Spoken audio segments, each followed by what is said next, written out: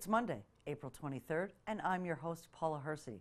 On today's show, we talk with Sturgis faculty about their upcoming arts festival, and we sit down with Pauline Feely, Health Science Department Chair at Cape Cod Community College, to learn more about the tri-level nursing assistant and home health aide diagnostic technician certificate programs.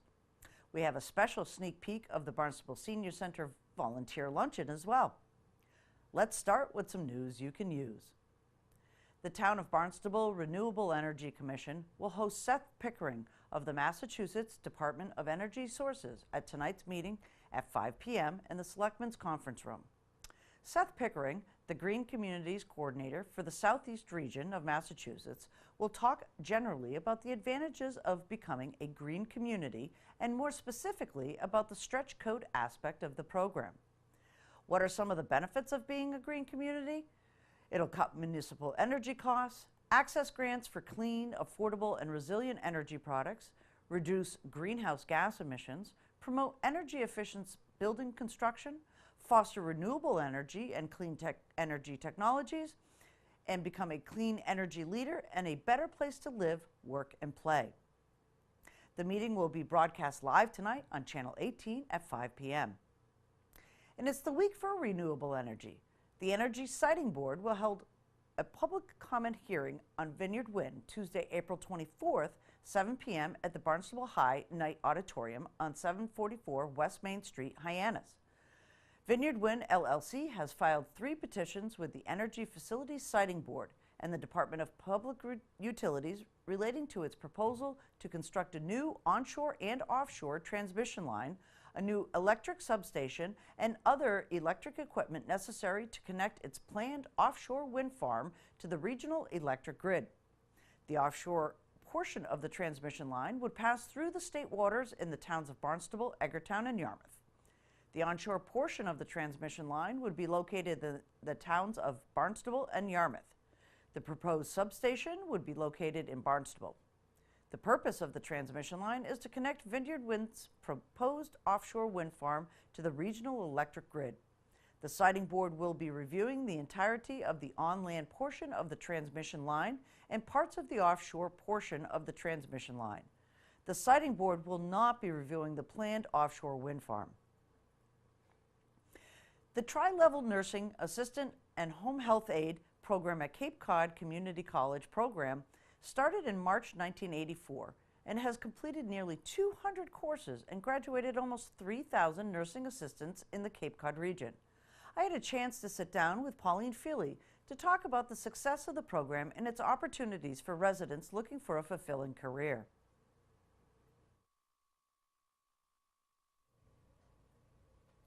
With me today is Pauline Feely. She has the distinct pleasure of being the Department Chair for Health Sciences at Cape Cod Community College. And you have a title. I'm just going to tell people because you need 2 business cards for your title. You are the Faculty and Program Coordinator for the Tri-Health Level Nursing Assistant / Home Health Aide Program. And the Diagnostic Tech Certificate Program. And yes. The diagnostics, that's just a mouthful. It is. But one of the things that I kind of want to start off this interview with is, I don't know if people even knew this, but the program that we're going to discuss today started in March of 1984. Mm-hmm. You've run over 200 courses and graduated over 3,000 students into Yes. our community. Yes, I started as the program coordinator about just shy of 3 years ago, and my 2 predecessors have done a phenomenal job putting this program together and serving the Cape Cod community by preparing these wonderful nursing assistants and home health aides for the community. It's such a critical role for the community. It really is, as our aging population demands skilled workers for this industry. Let me start off with asking, what is the role of a CNA and a health aide? I don't think people really understand what they do. Well, it's a role that has evolved. What it was back in the 80s and 90s has changed pretty significantly, in great part because people are living longer. People, the elderly are now, as they survive diseases, they are sicker. They have more care needs. Also, the families, the demand on them to work full time and to be able to have the confidence that somebody's going to look after their loved ones. So the CNAs and the home health aides are part of our program. They are able to work in a variety of settings, and there's a demand for them in all of these settings. So they can work certainly in the hospitals. They work in the nursing homes, what we call long-term care.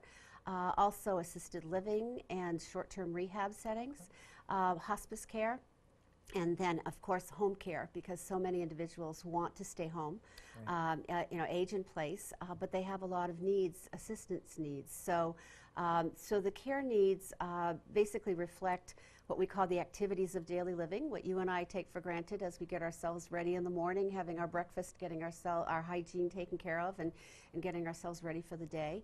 And then through the day, whatever, again, we need, a lot of them need assistance with what we call ambulation, walking from chair to bathroom or to kitchen, and sometimes meal preparation, a lot of that assistance. And certainly with individuals who are discharged so soon now from hospitals, as it is across the country, those individuals are going home with a lot of care needs. They may have just recently had surgery, or again have some very serious health condition.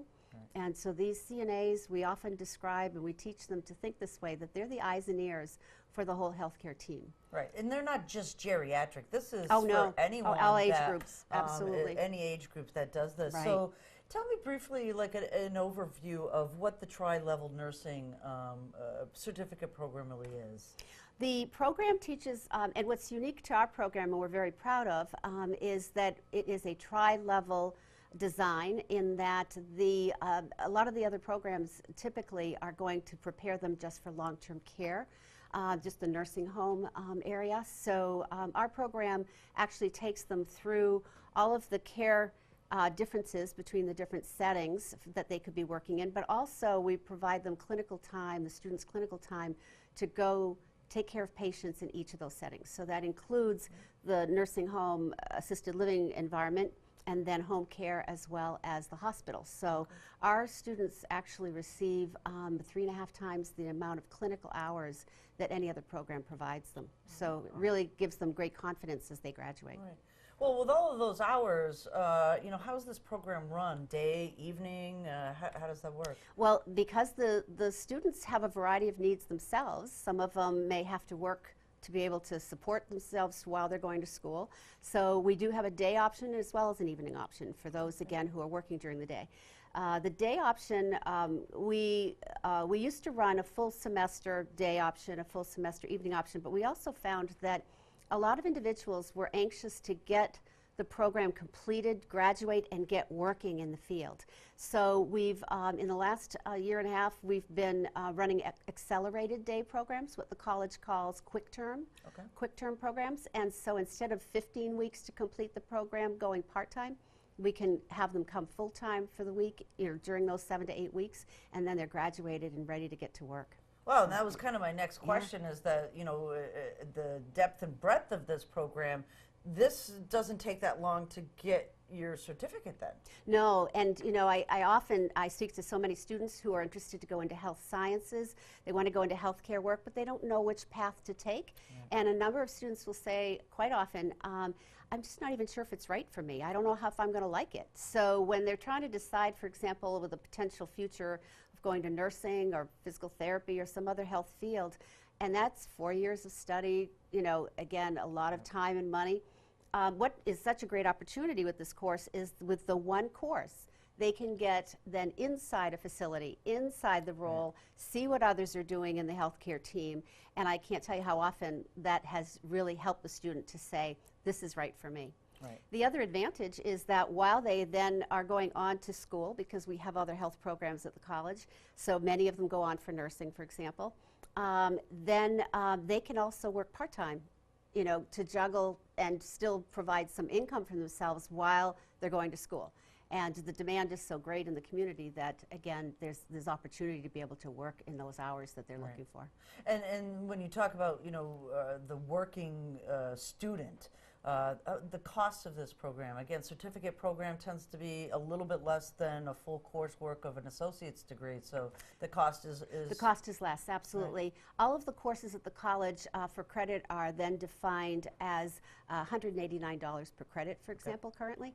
So it's a 6-credit course. The students get college credit, and so the cost for this program is $1,134. Very, very competitive with the other programs in the community. But again, the students leave with so much more clinical time, so much better preparation in the sense of that confidence with patients, as well as really maximizing their learning on the skills.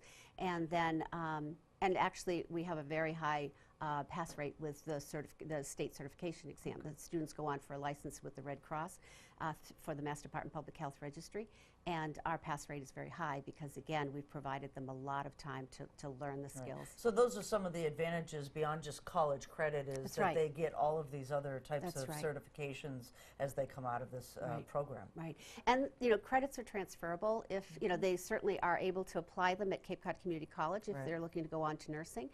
Those credits again work in their favor, and then whatever program, if they're looking to go on for a bachelor's program, they're again transferable credits. So the college credits are very valuable to them as well. Right. Yeah. So as we talked about the program, we kind of touched on it at the beginning. The job opportunities as they come out of here, probably really close to 90% placement, I would imagine. Oh, absolutely, really close to 100, because Wow. the demand is just so high, and particularly on Cape Cod with such a big retirement community and a lot of elderly. Again, not limited to elderly care, but we do have so many individuals who need the care. So I work very closely. I have since I started in my role to work closely with the employers on Cape Cod, to be able to stay connected with them, to know what is it they're looking for, how are we doing preparing these students, these graduates. Right. Is there anything additionally that we should be doing to ensure that they're going to do well as they come to seek employment. And I offer job fairs at the end of every course, which is another thing that the students really welcome. The employers likewise they're eager to meet the students, so it really serves a need for both the students and the employers, and the students are excited about moving on to a new job, new position. So the student, who's a candidate? Actually, we have students that come from a variety of age groups, a variety of backgrounds, males, females.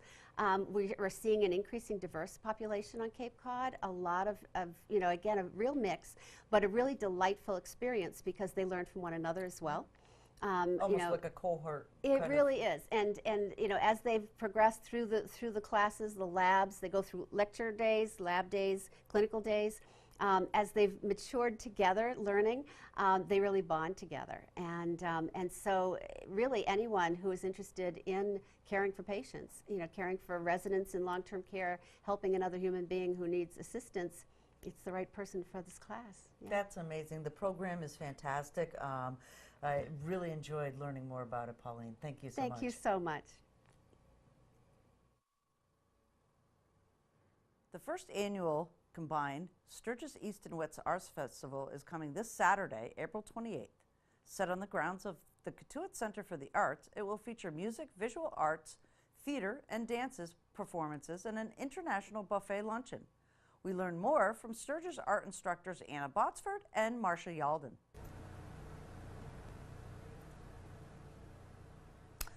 It's a celebration of the arts. Sturgis East and West Charter School will have an art celebration coming up on April 28th. With me today are two of the lead teachers who are organizing. Welcome to the show. We have Anna Botsford and Marcia Yalden. So East and West. East and West. Yes. Right. So this Arts Festival is the first time that the two campuses have combined to do this, right? Yes. Why don't you give us a little history on the Arts Festival itself, when it started, and where it is today? I think it started, we think it's about 15 years ago, with Julie Carmen, who was the lead teacher many years ago, and she just thought it would be a great thing to have a celebration of the arts. And I think it started at Cape Cod Community College, and since then has grown larger and larger. And then when our East Campus became 2 campuses 7 years ago, we started having 2 arts festivals. So the East would have their own, and the West would have their own. And Anna and I work very close together, and it's a lot of work to put on the festival. And we finally said, you know, wouldn't it be fabulous to work together? To work together, yeah. So this is the first annual combined campus arts festival. So both of us, same day. And whereas we used to use just the main stage building at Katuitt Center for the Arts, this year, because of all of the students, we'll be using the full campus. So the Black Box Theater, the main stage again, and the art studio. So that's really exciting. It is exciting. So tell the viewers at home a little bit about the Arts Festival itself. What happens during the day? It's a family-friendly event, and it's free. Yeah. It goes from 10 to 4, but it's, sometimes people think, oh boy, 6 hours, that's a lot of time, but you could come for all day. There's wonderful events all day long, but you could come and go as you want. As you please, yeah. So it's a little crazy this year because we have so many different performances with both campuses, but it's kind of great because you can see your child or friend perform in the jazz band in the morning, and then maybe see them in a theater performance in the afternoon. Our aim this year, we're still making little tweaks to the schedule, but is to have each group get 2 chances to perform. So if mom can only see you in the morning, she can come to the morning performance, and then it's okay if she misses the afternoon, but you'll get those 2 chances to perform. That's so great. there's a lot of stuff happening throughout the whole day on top of each other. It's kind of fun. So tell us a little bit about the arts. What you have visual, you have performing, you have theater arts. What's going to happen? Well, the visual arts, if you've ever been to the Katuitt Center for the Arts, has a beautiful art gallery area, and we take over the entire art gallery and the entire upstairs. And we especially celebrate the older students' work, but we do definitely also have on display the 9th and 10th graders. But there will be visual arts that are, you know, lots of pen and ink or watercolor or Decoupage. Yeah, just like, absolutely. Mixed media pieces. We're going to have a lot of sculpture this year, photography, lots of different styles of artwork that showcase what they do all year long. Okay, so these pieces are chosen from a year-long work. Yes, yes. And then at the same time, so the art gallery will be hung the day before, and that's sort of come and go as you want. But then at the same time, in the Black Box Theater, we will have theatrical performances all day, and we'll have shorter pieces by some freshmen and sophomores, but mostly the juniors and seniors will be celebrated, and some will be doing like a 1-act play, others will be doing short little, you know, dialogues or monologues and comedic things like that. And then the main stage. Main stage will have most of the music, so jazz band, jazz ensemble, sax ensemble, all the choirs will be performing in there, a cappella. There'll be dance as well. Dance from 9th and 10th grade dance. We have an awesome dance teacher and dance program, so they'll be performing on the main stage as well. A really awesome secret faculty performance that we're practicing. So that's exciting. And we do that every year. And this year, again, it's extra exciting because we get to do it together. We're combined really faculty performance, which makes it bigger and more like we're an official band. And then some of the music performances will be happening also at other places on the campus. Some of the a cappella will be sung in the art gallery, so you can listen as you're looking at the art. Also, some will be done in the art studio, which is in between both of the theaters. And then also we'll be having some improv performances. We have 2 improv clubs happening during lunch out on the grounds. So hopefully it's a nice day. Let's talk lunch. Yes.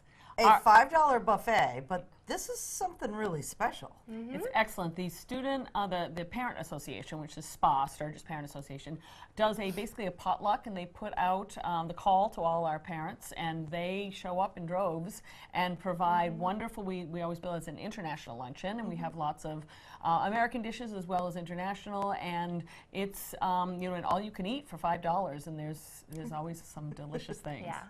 That's great. awesome. You talked a little bit about in our pre-interview that you have some folks from the community that come in before and after school to help some of your students. So though they get the arts in classroom, these are groups that have arts outside of class as well. Yeah, we're very lucky. We have some Bart Weissman and Dan Falanta do our jazz band and our strings, and they come in before school and practice with kids, since we don't have a large marching band or that kind of program. But for kids who are into instruments, they have those opportunities, and they are really do some amazing work. We have the winter concerts.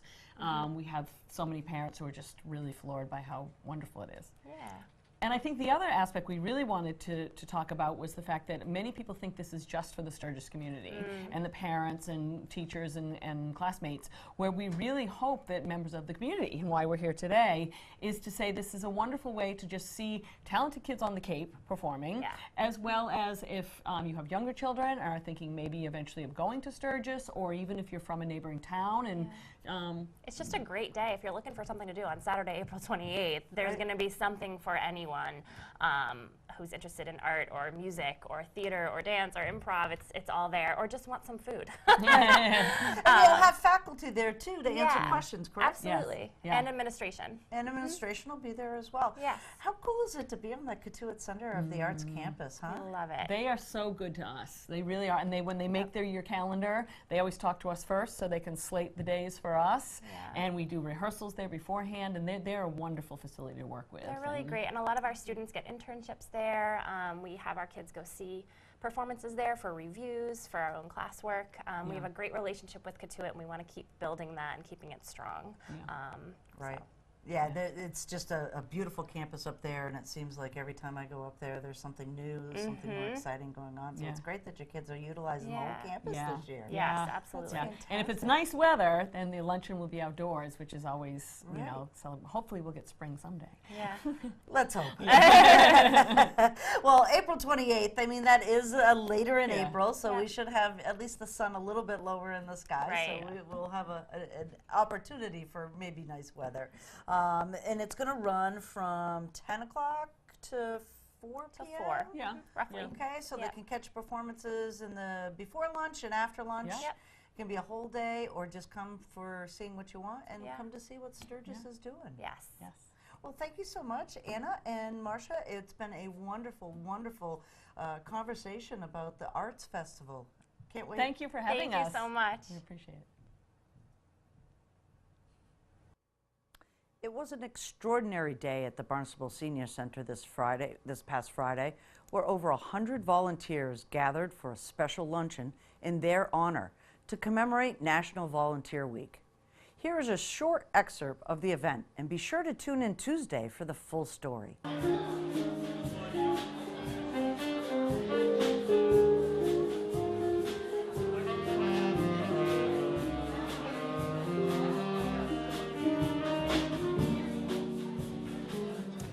The luncheon, I think for us collectively, it's an opportunity for all of our volunteers to come together as one. So day in, day out at the Senior Centre, my staff and I are so lucky to get to work with all of our volunteers, over 165 volunteers that we have that are active right now, and they help us in so many ways. But the volunteer luncheon, which we hold during National Volunteer Week every year, it's just a way for us to kind of just acknowledge them all at one time and thank them just for the the contributions they make, and they truly do make the Senior Centre a better place. And like I said today, my team and I just feel like our volunteers are at the very heart of what we do here. Today is a wonderful day to celebrate your service. What does it mean to you to be a volunteer here? Well, it's been great fun. It's a social outlet, and I've gotten to know a great group of people. Great. So when you come to volunteer here, have you done all sorts of different types of jobs? Mostly it's just been on the front desk. So you get to know the cast of characters, and you try to field a few questions. Well, sometimes they're kind of hard, but works out. Well, it's sort of a home away from home, and for a lot of us. It's a place where you meet your friends, and you meet new people, and there's every kind of thing to keep you occupied here. It's a pretty good place to know about. Here's a look at the community calendar. A reminder to the community that the HYCC will be closed from Sunday, April 29th through May 13th for spring cleaning and required maintenance. The lobby will be open May 7th for the sale of parking permits, aka beach stickers. Need a little zen in your life? An intro to bonsai at Sturgis Library on Tuesday, April 24th might just be what you're looking for. The Cape Cod Bonsai Club has a 3-hour introduction to the art of bonsai. You'll be giving a young tree taught how to prune and shape it, along with the basics of tree care. There will also be an in-depth lecture covering the history of the art form and how it has evolved through the ages. Class starts at 5 p.m., cost is $15, limited seats, and registration is required. Call 508-362-6636 or email sturgisreference@comcast.net. Here's a look at the meeting schedule for this week.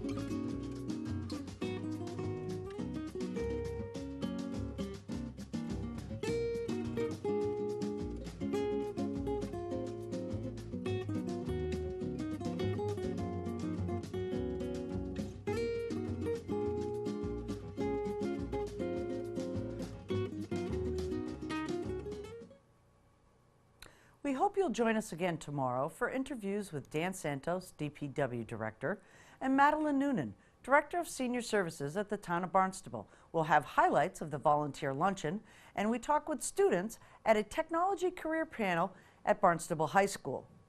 We were so inspired by our volunteers at the Barnstable Senior Center, we wanted to leave you today with this quote. Volunteering is the ultimate exercise in democracy. You vote in elections once a year, but when you volunteer, you vote every day about the kind of community you want to live in. Author unknown. I'm Paula Hersey, and thank you for watching Barnstable Today.